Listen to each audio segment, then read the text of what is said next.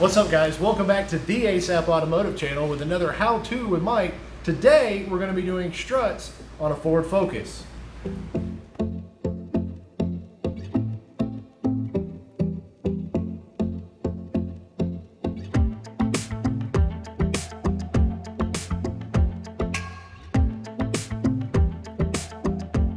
So, if you're watching this video today, you're probably trying to figure out how to do struts on your Focus, or pretty much any car for that matter, because most struts are near about the same. So, you basically got a strut assembly, a coil spring, and a strut mount up top, and some kind of mount at the bottom. And today, we're working on my buddy, Lugnut here, his 2007 Ford Focus.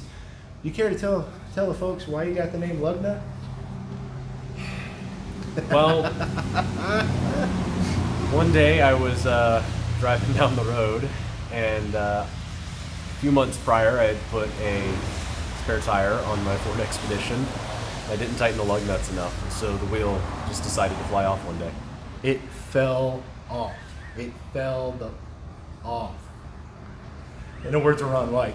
Robbie and Jen, you're welcome, by the way. So, anyways, we're going to get at it, guys. We're going to go ahead and start to finish show you how to do this and walk you through. So, let's get at it. Alright, guys, so the first thing you want to do is, we're not really going to be dealing with anything electronic, but we're going to be, maybe doing some hammering on some stuff or whatever in here, and you don't want to trigger off any kind of airbags or do anything possibly. So, we're going to go ahead and disconnect our battery first. And remember, anytime you're working on anything automotive, you always want to disconnect the negative cable first.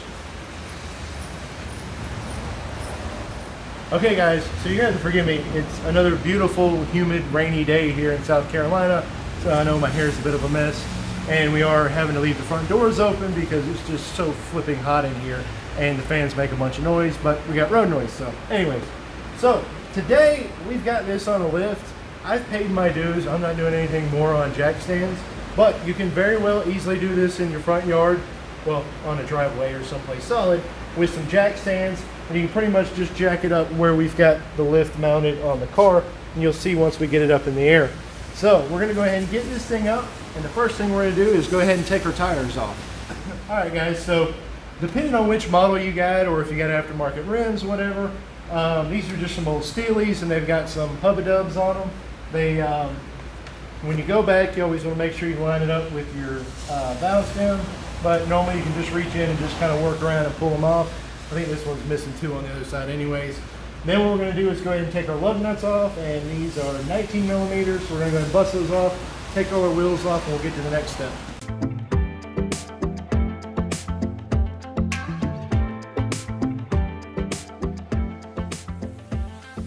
Alright guys, so we got our tires and wheels off. The next thing we're going to do is we're going to go ahead and remove this retaining clip that holds the brake hose in line onto the strut. And I mean, there's all different kind of ways you can do it. I'm just going to do it like this. We're going to just shimmy back and forth. Maybe I'm not.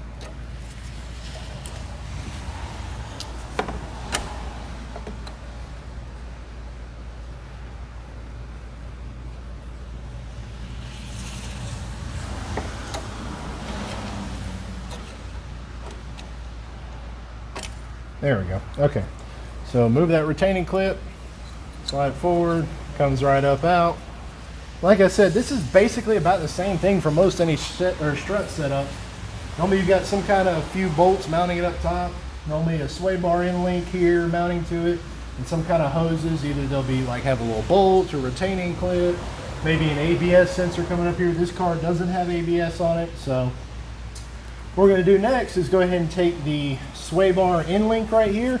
So it's very tempting to just throw an impact on that and try to bust it loose. Now if you're replacing these, which normally they're always wore out, these are actually seem to be in pretty decent shape. It's no big deal.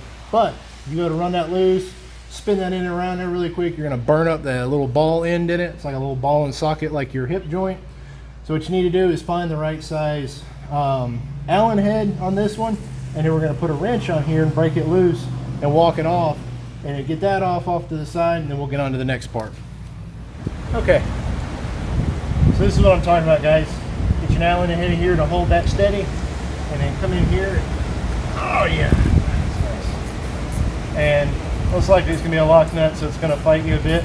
You can spray a little bit of penetrating oil on there, some kind of WD-40 PB blaster. Whoever would love to sponsor me, I'll gladly say your name more to go ahead and get that loose, but this one's pretty good. We don't live up in the Rust Belt, so we're fine.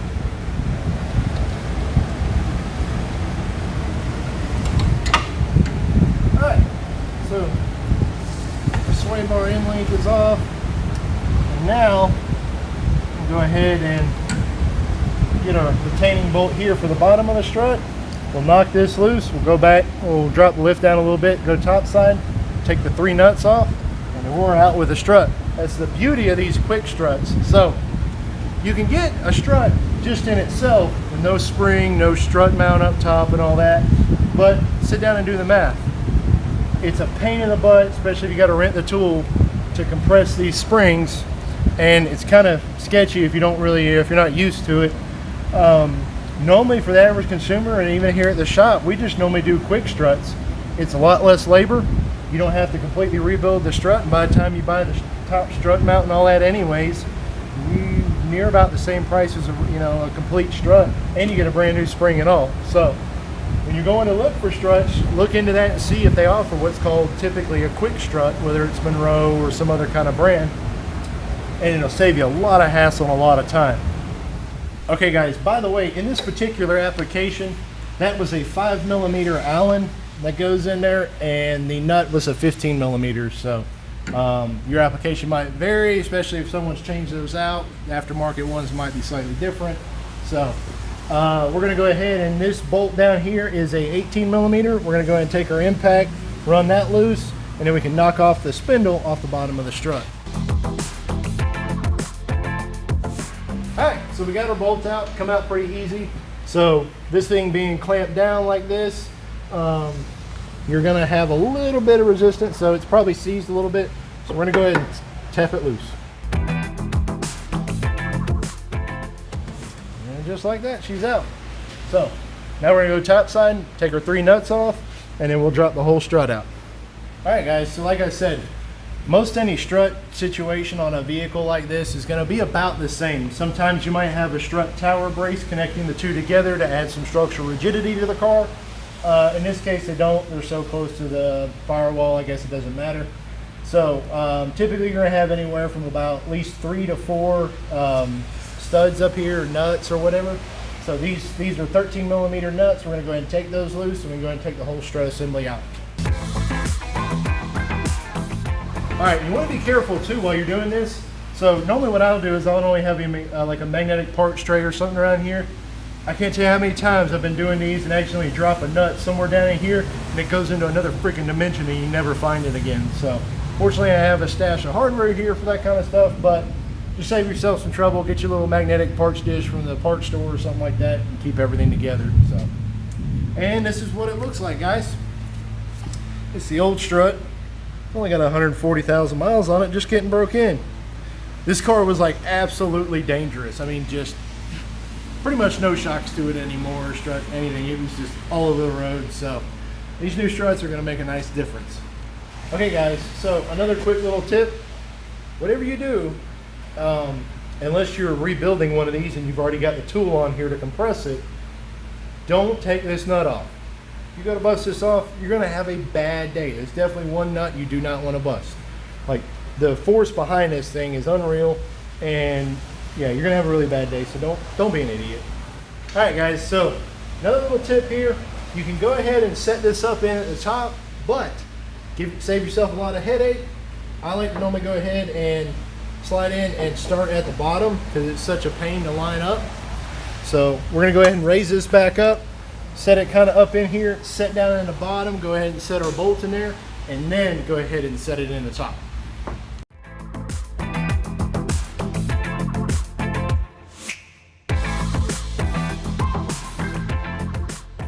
Alright, so this one's got a little centering tab in the back that fits down in that slot on the back side here. So you want to line that up, and it's got to go in perfectly straight. So we'll probably have to get a jack or something underneath here to bring this up. So it's not going to want to go on easy. Okay, being that there's paint on this thing, it's a nice snug fit. So what I did is while we got in the lift, I went in and put my support under the back and just used my transmission jack to go ahead and start working this up. I'm gonna go ahead and tap it a couple of times because it's starting to try to lift the car and get it to go ahead and go all the way down in, and we can go ahead and put our bolt through. So if you're doing this on the ground, you know, or on jack stands in your driveway or whatever, you can use your floor jack and come underneath the ball joint under here, as long as there's no grease fitting, which this model there shouldn't be unless there's some aftermarket ball joints. But just be careful. You get injured, it's on your own. Don't do anything stupid. Remember, be safe with it.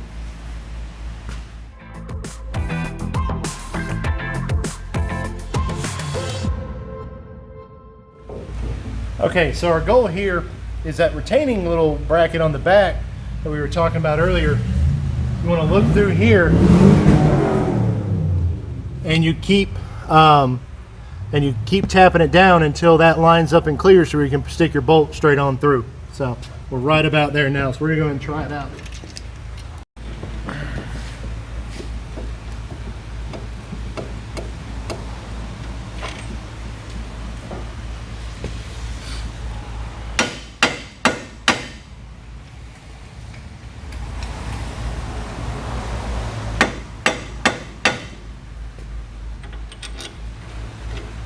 Alright guys, so what you're going to do is once you got that lined up to where you can go ahead and test thread it in and make sure it's lined up. It's kind of a little funny getting it in there just right. Go ahead and put you some either red or blue Loctite on here, because the last thing you want is that thing coming undone.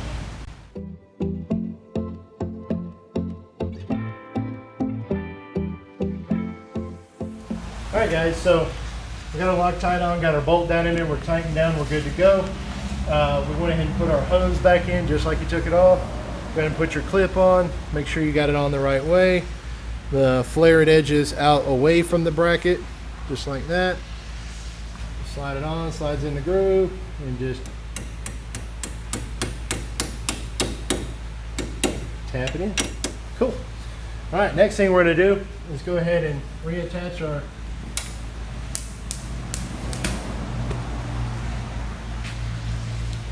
what do you know? Finally dry. So we'll go ahead and slide this back on, and just in the reverse order, go ahead and get our Allen back on and our gear wrench, or you can use regular wrench, whatever you want. Go ahead and tighten that back down. Then we're gonna go ahead and drop this down, go back top side, tighten those three on, and that's pretty much it.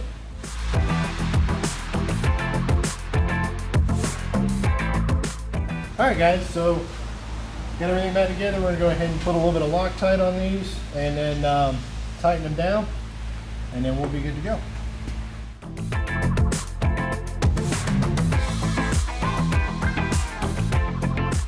All right guys, so that's it for the front struts. Literally the driver's side is pretty much identical to that. There's no difference. Your application, whether it's on a different vehicle, might have a certain different little bracket here or there, but just use common sense when you're doing it. Basically, that's the jizz of it right there. So the next thing we're going to do is we're going to go ahead and do the rear shocks. Some cars have struts all the way around, which is the inner strut with the the coil spring around it and the top strut mount. This car in the rear, instead of having struts in the rear, actually just has a regular old shock, and the coil spring is separate. So we're going to do that next. All right guys, so this is what I was talking about here. So you've got your actual shock assembly here and your separate cute little coil spring over here. So we've got, what is it, just a regular little bolt holding it in at the bottom, which is no big. And then to get to the top side on this particular one, we've got to actually go in through the trunk. Some cars you've got to pull the back seat or back dash out. Actually my wife's 2012 Accord, you got a nice nifty little panel that you can pull out and get right to them. But in this one we're gonna get to the trunk, and I'm gonna show you how. All right guys, once you get the bodies out and any other incriminating evidence, what you want to do is go ahead and pull this inner shielding out, or sound dampening carpet, whatever you want to call it. We're gonna go ahead and pull it off to the side. It's gonna be just identical on the driver's side. Sometimes you'll have some little push pins that you gotta pop out. These just come right on out. So we're going to go ahead and pull them on out of the way, set them out. Over here. And we can go ahead and get to our nuts here, which should be like a 13 or 14 millimeter. These we should be able to go ahead and just run off with an impact real quick. Worst case, you can grab you like a Good luck finding a wrench that size that's actually going to work. Normally a good pair of little vice grips, good size vice grips, clamp on that, and then run it loose with a wrench down there if you don't have an impact gun. So. Alright guys, so we went ahead and got the nuts off the top of the shocks. Now, being that when you take that loose, there's a possibility on some vehicles this spring could come flying out. Never assume that it's not gonna, the suspension is gonna hold it. So what we did is we went ahead and put a jack under here just to make sure, took it loose and eased it down so we didn't have this thing come shooting out. Fortunately, in this case, the suspension only travels so far, so you actually have to disconnect it to get the spring out. So that being said, just play it safe, don't be an idiot, never assume. So what we're gonna do next is on the bottom side here, there's a bolt going through right here on the bottom of the shock, which is a 15 millimeter. We're gonna go ahead and take it loose and we can go ahead and take our whole shock assembly out.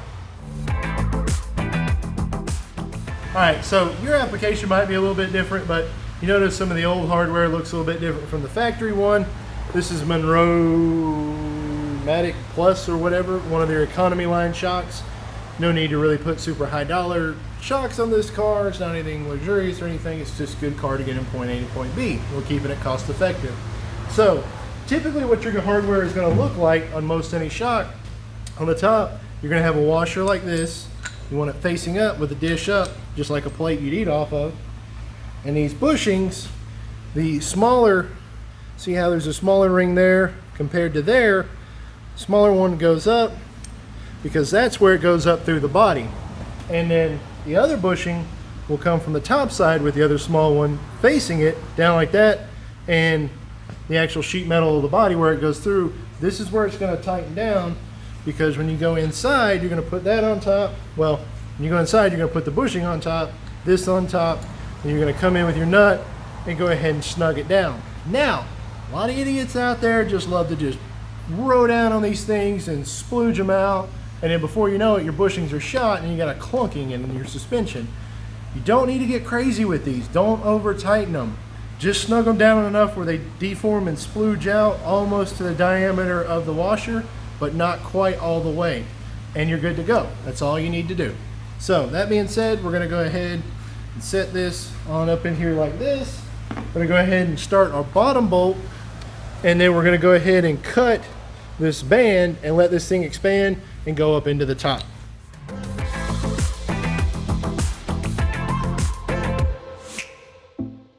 Alright, so we got our bottom bolt on, so we're good and solid there. Now what we're going to do is go ahead and come up here, and sometimes these will be metal, sometimes they're plastic, just depends on which brand you get, whatever. Just go ahead and cut it with a pair of dikes like that, and it's nice and easy. It'll keep growing. Insert jokes here, and boom, boom goes the dynamite. All right, so we're gonna come back here and cut this off the bottom.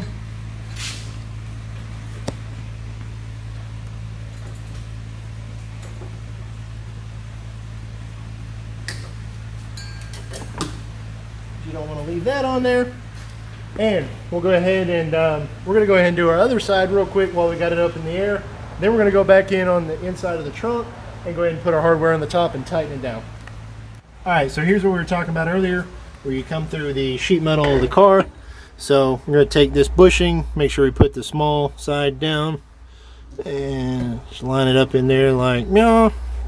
Put the washer on there, and go ahead and put the nut on there. And it's literally the same process for the other side, it's just identical, so we're not going to put you through that. And we're going to go ahead and snug these down like we said till they deform a little bit and splooge out through the almost or about the same diameter as the washer. So.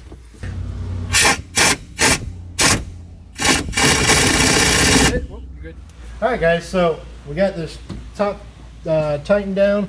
Went in and put our interior carpet pieces in here, and then just pull the bottom up and it lays over the bottom edge down there.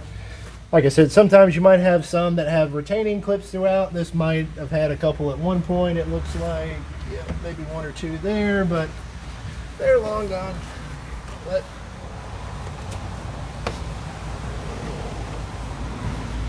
anyways, we can get some later. But that's pretty much it. All right, guys, and that's it. That's basically how you do struts and shocks on pretty much near about any passenger car. So, like I said, the other side and the front we're gonna do, we'll probably do a quick little time lapse on that. It's literally identical. So do you feel enlightened now? Do you feel more one with your vehicle? I do. I do. It has been a great learning experience, and this time I'm going to put the lug nuts on tight. I'm gonna randomly quiz him on what the torque spec is for his lug nuts. So, but anyways, guys, we're gonna go ahead and wrap it up there today. Thank you so much for watching. Hope you guys enjoyed it. If you had any questions or comments, don't hesitate to leave them below. Don't forget to give us a like and subscribe. Even if this is it, you don't watch any other videos, please just give us a like and subscribe. It really helps. Once again, appreciate it, guys. And remember, stock is not an option.